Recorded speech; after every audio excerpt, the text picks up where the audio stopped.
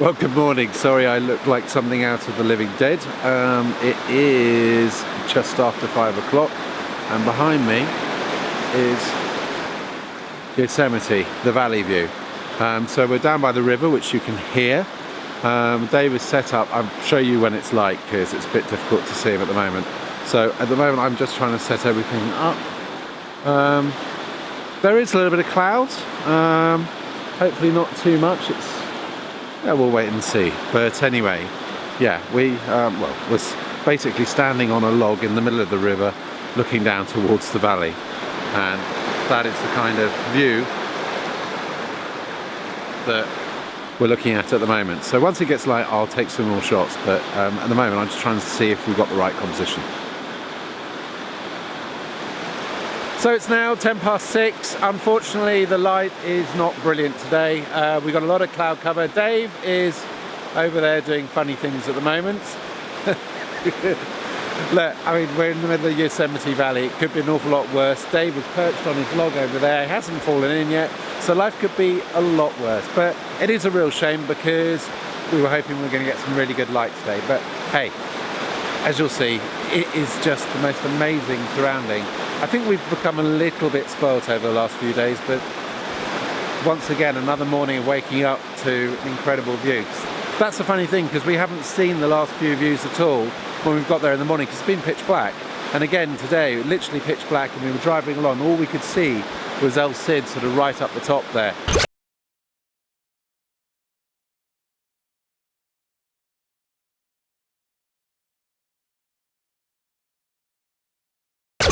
Just in the twilight. So yeah, we'll crack on here. Dave will try not to fall in and we'll see what we can grab.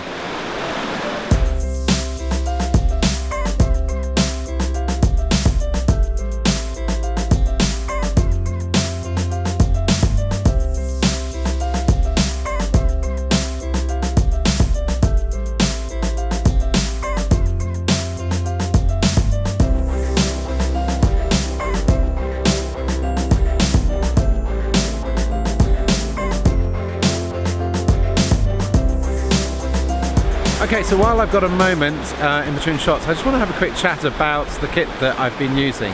And the first one is that there, the Gitzo tripod. I had a quick chat about it with Dave yesterday on camera because he has a very, very similar systematic tripod as well. I have to say, it's brilliant. It's been really, really good.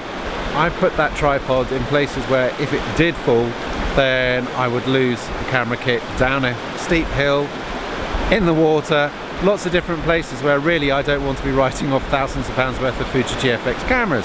So it is massively important that it is sturdy. And I love the fact that it's a really good combination of incredibly light with the carbon fibre legs, but a very, very nice head. And I love the way that you can adjust the head so you can actually move the camera around without having to unlock, lock, unlock. You can pretty much get it to the point of just enough resistance, and then you can move it around and then just lock it off. It's really useful.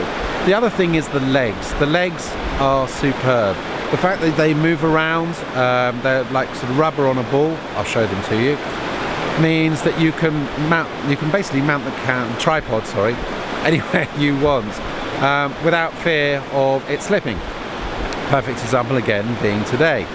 So yeah, it's a beautiful tripod and I'm very sure that we'll be stocking them. And that was pretty much it for Dawn at Yosemite, but we still had one more chance to see it in all its glory that evening.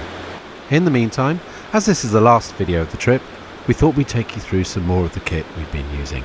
I'm hoping we might cheer Dave up a bit. We've been using a GoPro of all things to take some quite amazing shots, haven't we? We have. One of the things with the GoPro is you don't have control of your shutter speed, right? And for the pictures we were trying to take, we wanted to get some really slow shutter speed, blur driving shots, really dynamic, really exciting, really interesting.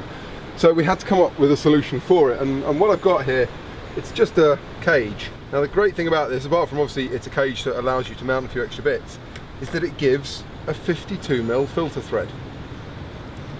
So here I have a 52mm Very ND, and then in the GoPro settings I've set the minimum and maximum ISO to be 100. So it keeps the ISO down, it won't let it bump the ISO to try and give a faster shutter speed. That means that then by turning the light level down, effectively putting more and more stops of ND into the GoPro, the only thing that can get longer is the shutter speed. So we end up with that kind of streaky road, slow shutter speed, dynamic, exciting image. Now the other thing is we've also been using this GH5 the whole way through. Now clearly on days like today we can't just shoot as it is because we're shooting what, f8 60th second, it will completely blow out. So what have we got on the front of here? So on the front we've got one of the wooden camera mounts, and in it it's got a Lee Filter 100mm Pro Glass, and this is actually one of the stills filters, so it's a standard one that you would use if you were going to do stills photography as we've been doing, where you would use it to get a long shutter speed. We're doing exactly the same here, but instead we're using it to get a wide aperture. So to keep it compact, because you know when you're vlogging, and that's effectively what the guy's been doing with the GH5, you don't want a really big rig with a really big matte box, and this is a very small rubber matte box effectively with just a 100mm filter in it, and they're available in 1 stop, 2 stop, 3 stop, 6 stop, 10 stop and 15 stop I think, and they're incredibly neutral in their colour. So one of the steps forward. So we've had, from a stills point of view, the Lee system with little stopper and big stopper and super stopper, and some people have said that they have a little bit of a colour cast to them. Well, these new Pro Glass are absolutely neutral. Even straight out of the camera things look great. So whether it's stills or whether it's video, these filters work. You don't necessarily need to go and buy the Cine filters, which is a cinema specific version of these. Really the only difference, apart from the fact that the glass is a bit thicker, is that they have an anti-scratch coating on it. Okay, GH5. We've been using the GH5 all the way through our trips. It's had quite a lot of abuse, to put it mildly. You know, I've become a massive fan of it because it's been thrown in, out, in, out, in, out of all of the cases of my bag. It's been subjected to sand, rain, wind, everything, and it's all dusted off and it's still alive. It's really impressive. I think we've both been really impressed with it, haven't we, Dave? And we've been mostly using it with the Lumix autofocus lenses on autofocus, apart from like this morning at 5 o'clock, it was pitch black, so I set it to manual. You'll see from the day before when we were at Mono Lake, I didn't, and it was hunting a bit. I wanted to see how bad it was hunting.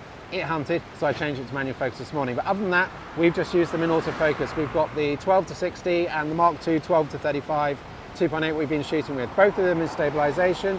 You'll see every single thing we've shot here, apart from this, has been handheld. So actually, we've been hugely impressed by the image stabilization on it. It's a great camera. More video toys. We've got some very cool toys at the moment. So in my hand here, I've got the latest Small HD 703 monitor. Now this is an incredibly bright, incredibly sharp and clear monitor. I don't know if you can kind of see that here. I think it's about a 2000 nit screen. So even in really bright sunlight, I mean we're sitting in the car at the moment, but if I was to go outside into the bright sun, I'd still be able to see the screen. I'd still be able to monitor the shot that we've got set up as we go trundling up the valley. And I'm doing that with this box here. This is called a Paralinx Dart, as you can see. And this is a large receiving box. But out there on the front, we've got the small transmitting box. And that's connected to the top of the GH5 on the MovCam cage. And that's sending full HD signal back through the receiver box into the small HD so that I can see everything that's going on out there with that shot. It will send full HD over about 300 feet. So I mean, effectively as a director's monitor, it's a really good solution. But equally, if you wanted to just transmit your HD and record it elsewhere, you could do that too. Now back out the front, probably the favourite thing we've discovered on this trip.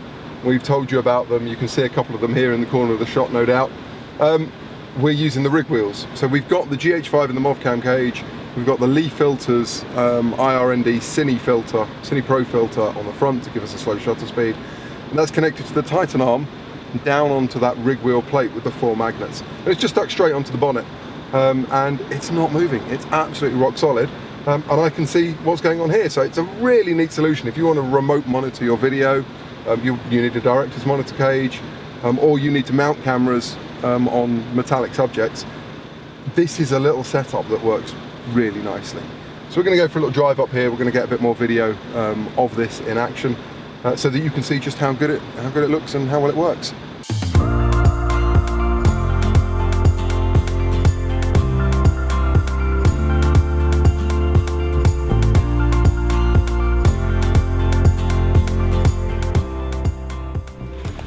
Dave, Yes. what are we up to? We're putting stuff in bags to go for a little walk. We've come up to Tunnel View, and while we really like the look of Tunnel View, we're thinking we're actually going to take a mile hike Uphill. To Inspiration Point, because it's just going to give us a little bit more elevation. Bit of inspiration? Bit of inspiration too, hopefully. It's 4:42 now, we've got 3 hours, 2 hours 58 minutes until sunset, so you're going to have to be pretty quick on the hiking. A mile uphill for you, 2 hours 58 minutes, that's going to be a bit of a... Guys, flipping me the bird behind the camera. Look at that. My God. Now, the camera geeks are probably looking at the cameras. Yep. Everyone else is looking at the scenery. Yep, well, everybody wanted to know, you know, one up against the other. And it's horses for courses. I mean, the Canon autofocus faster. It does. Actually, for landscapes, it hasn't been an issue for me at all in the slightest. But you can do a lot with the Canon that you can't do with the GFX. Yes. But then there are situations the GFX can pull out miracles that the Some Canon of the stuff that guys pull back in post has been quite surprising. Highlights and shadows, particularly. The amount of detail you've managed to pull out has been really surprising. I mean, things like, you know, Mono Lake, being able to pull back some of the detail on the Tufas. On the Tufas that just wasn't there. Yeah. I mean, you just couldn't even see it with your naked eye. Yeah. And the thing that got me was the fact that the noise wasn't there either. I mean, shooting at 100 ISO, you could pull it back and there just wasn't that noise. Yeah. It was extraordinary. You went up to ISO 800 at one point. Yes, I did, yeah. And there was a bit of noise. There wasn't a lot. I wouldn't say it was more or less than the 5DSR. I think they were probably on about par. Maybe a little bit less, but it was very minimal. Yeah. But again, yeah, ISO 800, it actually wasn't too much of a problem. No. So that's been the thing, is just what you could pull from it. It's been quite extraordinary in that respect. The one thing we should actually point out, because we'll probably forget to say it and we've just got a moment here. Yes. Surprise of the week has been, well, not for you, but the M5. M5. Wow, absolutely. I mean, that little M5. Yeah, Seriously? I love my M5. So underrated, jeepers. The stuff you've got out of that this week. People go on Absolutely about incredible. the M5 being not a good mirrorless camera because it doesn't do this, it doesn't do that, but particularly it centres around 4K, right? And it's the people that are interested in video that keep going on about it. Yeah. Shut up, pick up the bloody camera and take a still, is all I can say, because actually it's mind-blowingly good. If you want a second camera to travel with, that's a no-brainer. you know, you've got a full frame and you want something. I've used it a couple of times where I've wanted a bit more reach. We were when we were at Mono Lake yesterday, and I saw those kind of jackrabbit, whatever they were, big rabbity things, big pointy ears. I reached for the M5 because the APS-C sensor gave me that bit of extra reach. I only got 7200 with me. But it was perfect, and the quality out of it was extraordinary. Yeah. What we're saying is, if you're a Canon user and you've got a Canon SLR, go and buy yourself an M5 for And your if you're birthday. still not convinced, hire an M5. Exactly. Realise how good it is, and then go and buy one. Right, so we're going to get on. We are. We're going to. The sun is dropping. It's still ridiculously bright, but it's going to drop behind this mountainside. But we thought you should see this because I'm going to go for the S word. Which one? Smashing. Spectacular. Stunning. Splendiferous. We're going to take some photos now, so we'll see you later. We'll catch you later.